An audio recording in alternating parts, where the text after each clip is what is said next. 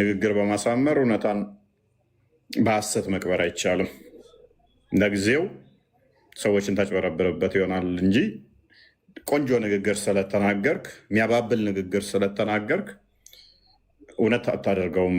ሐሰትን ጊዜ ብትናገረው ሰዎችን የተወሰነ ዲሲቭ ታደርግበት፣ ታጭበረብርበት፣ ታታልልበት ይሆናል እንጂ እውነት በሐሰት አትቀየርም።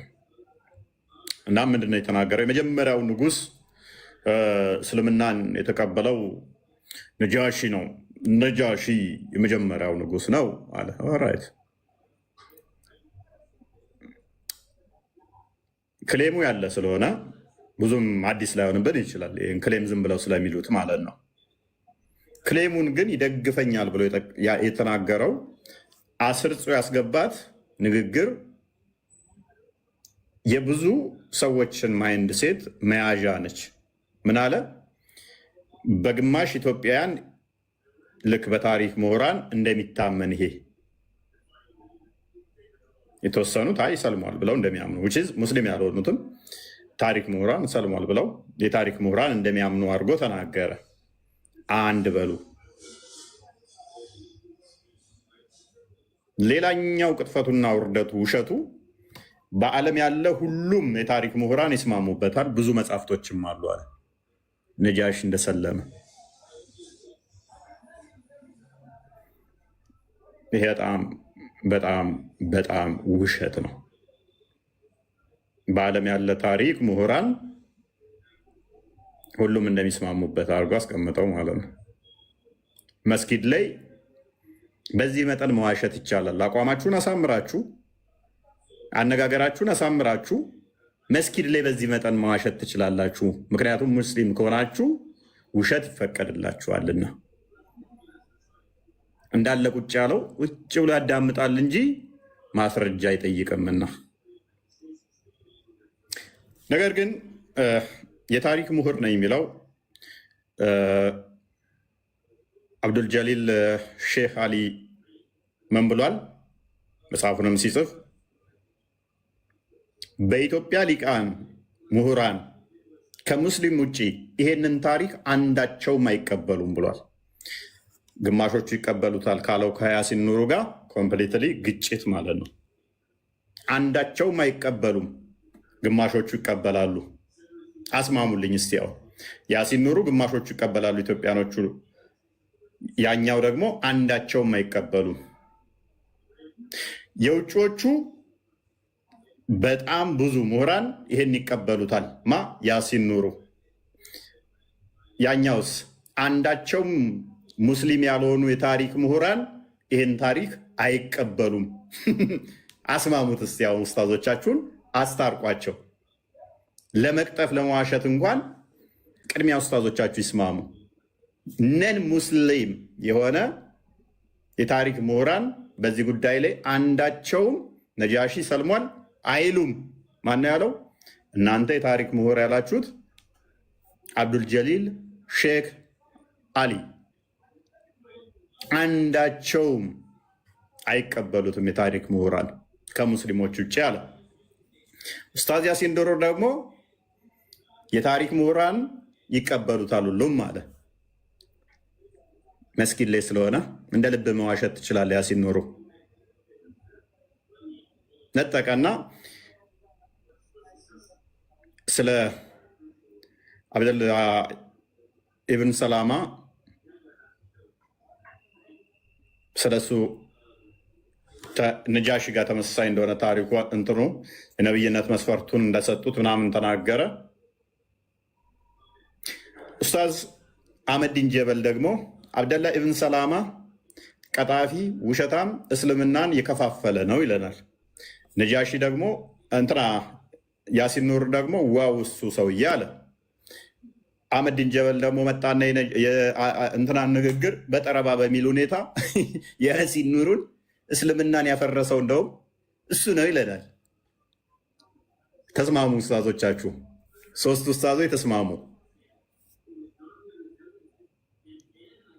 እንኳን ሰው በመሐመድ ጊዜ ሳባዎቹን በላከ ጊዜ ወደ እስልምና ሊሄድ ይቅርና ንጉሱ በተቃራኒው ወደ ኢትዮጵያ ከመጡት ውስጥ ወደ ክርስትና የመጣው እኛም እናያለን፣ እናንተም ታያላችሁ፣ እናንተ ግን ታውራችኋል። እናንተ አይናችሁን ለመክፈት ትሞክራላችሁ፣ እንደ ጡጥላ አይን ነው አይናችሁ። ለመክፈት ትሞክራላችሁ፣ አታዩበትም። ጭላንጭል እንኳን ማየት አልቻላችሁም፣ ምክንያቱም ታውራችኋል። እውነትን ከሐሰት መለየት አልቻላችሁም፣ ክርስቶስን መቀበል አልቻላችሁምና እያለ ሲያፌዝባቸው ነበረ። ለምን? የሙሐመድ ዘመድ የሆነው ሙሐመድን ጠንቅቆ የሚያውቀው ከሙሐመድ ጋር የኖረው ወደ ኢትዮጵያ ሲመጣ እውነትን የተረዳው ክርስትናን የተቀበለው የሙሐመድ ሰሃባ የነበረው የሙሐመድ ቤተሰብ የነበረው የሙሐመድ የቅርብ ሰው የነበረው ሙሐመድ ሐሰተኛ ነቢይ መሆኑ ስለገባው እስከ ለተሞቱ ድረስ ሰሃባዎቹ ጋር እየዞረ እንዴት እውነት መለየት አትችሉም? እኛ የምናየውን እንዴት ማየት ይሳናችኋል? ትሰማላችሁ አታስተውሉምን? ታያላችሁ አታዩምን? እያለ ሲያሾፍባቸው ነበረ። ሲናገራቸውም ሲወቅሳቸውም ነበረ። እንዴት ሙሐመድን ትከተላላችሁ እያለ ተሰዶ መጥቶ ወደ ኢትዮጵያ ክርስትና ከተሰበከ ክርስትናን ካወቀ በኋላ ከንጉሱ ከተማረ በኋላ ወደ ክርስትና መጥቶ እነኛ የመጡትን እንዴት ወደ ክርስትና መጡ፣ እንዴት እስልምና ውስጥ ቆያላችሁ እያለ ደጋግሞ ቻሌንጅ ሲያደርጋቸው ነበር። ሰው እንኳን ወደ እስልምና ሊሄድ እንኳን ንጉሱ ሄዶ እሱ እንዲህ ቻሌንጅ ሊያደርጋቸው ጭራሽ ወደዚህ ተልኮ ከመጡት ውስጥ ክርስትናን ተቀብሏል።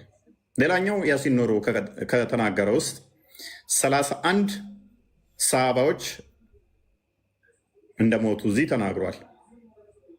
31 ሰሃባዎች እዚህ እንደሞቱ ኢትዮጵያ ውስጥ እንደሞቱ ተናግሯል።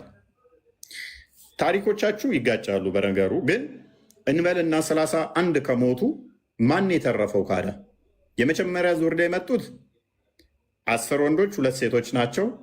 12 ወንዶች 2 ሴቶች 11 ሴቶች አይምን ወንዶች 4 ሴቶች 12 እንደዚህ ከ15 ያልበለጡ ናቸው።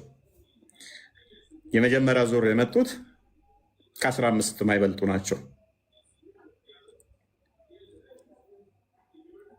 31 እንዴት ነው ሊሞቱ የሚችሉት?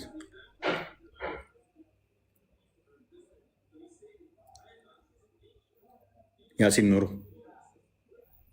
ዱፕሊኬት አድርጋቸው ነው።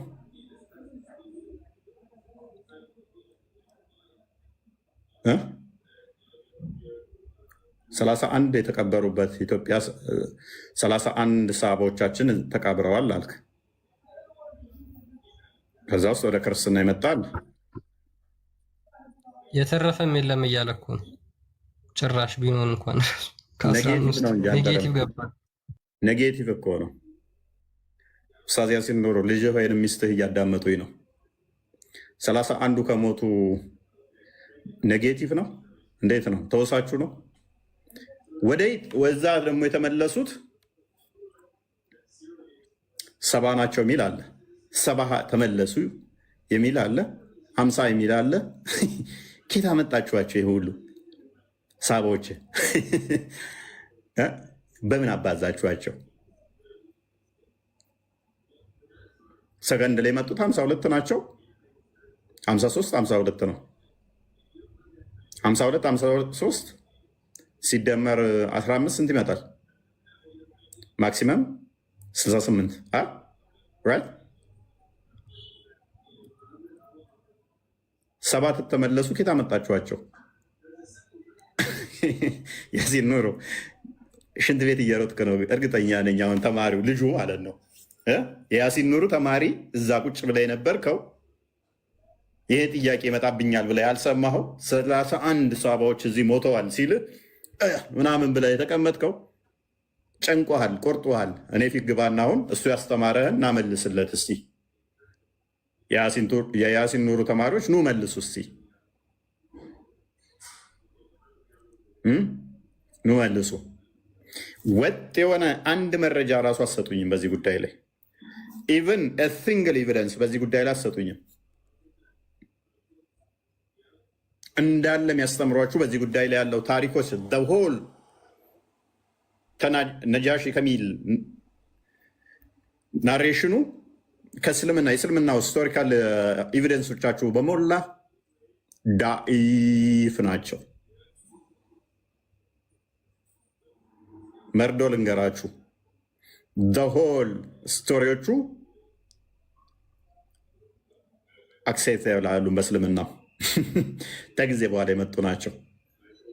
ዘሆል ዳኢፍ ናቸው።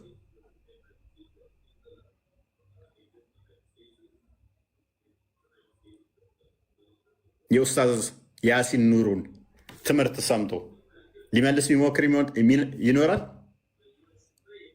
ሊመልስ የሚሞክር የሚያስብስ ይገኘዋል?